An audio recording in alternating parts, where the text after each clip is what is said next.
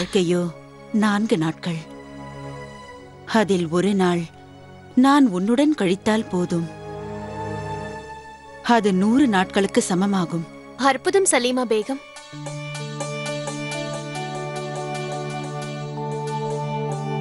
தாங்கள் மிகவும் அழகாக கவிதை எழுதுகிறீர்கள். இது கவிதை அல்ல, இது ஷேர்.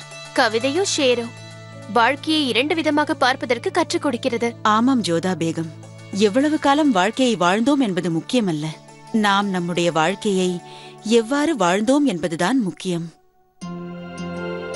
சில சமயம் ரஹீமுடைய தந்தை எனது நினைவுக்கு வருவார்.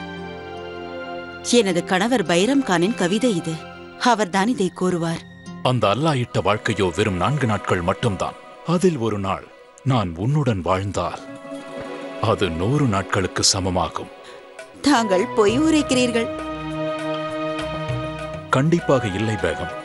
தாங்கள் என்னுடன் இருக்கும் போதெல்லாம் அந்த அல்லாஹ் மீது ஆணையாக கூறுகிறேன், உலகத்தில் உள்ள அனைத்து கஷ்டங்களும் ஓடி விடுகின்றன. போதும். அந்த 4 நாட்களின் ஞாபகங்களை தான் அவர் என்னுடன் விட்டுச் சென்றிருக்கிறார்.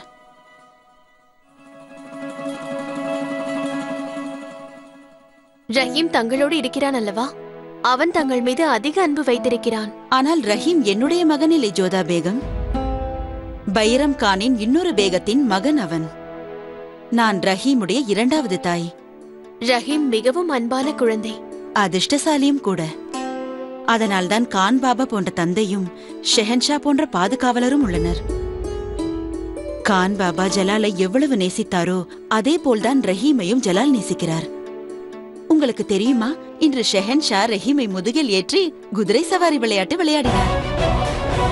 இவரையும் உடனடியாக சிறைச்சாலையில் அடையுங்கள். என் ஆணை என்னவென்றால், இவள் இனி வாழ்நாள் முழுவதும் நமது சிறைச்சாலையில் அடிமையாக வேலை புரிய வேண்டும். இது என்னை எதிர்ப்பவர்களுக்கு ஒரு பாடமாக இருக்க வேண்டும். என்னால் நம்ப முடியவில்லை. ஷெஹன்ஷாவின் மனதில் இரக்கம் கூட இருக்கின்றதா?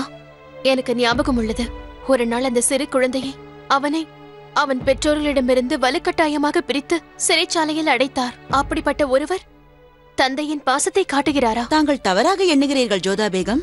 நீங்கள் கூறும் அந்த சிறுவனின் விவகாரத்தில் அவனுடைய பெற்றோரை அவர் அப்பொழுதே விடுவித்து விட்டார். ஒரு ஷெஹன்ஷாவாக இருப்பதினால் சில சமயம் கடினமான முடிவுகளை எடுக்க வேண்டிய கடமை இருப்பதை ஒப்புக்கொள்கிறேன். ஆனால் ஒரு ஷெஹன்ஷாவின் மனதிற்குள்ளும் அன்பிற்கும் பாசத்திற்கும் இடம் இருக்கிறது.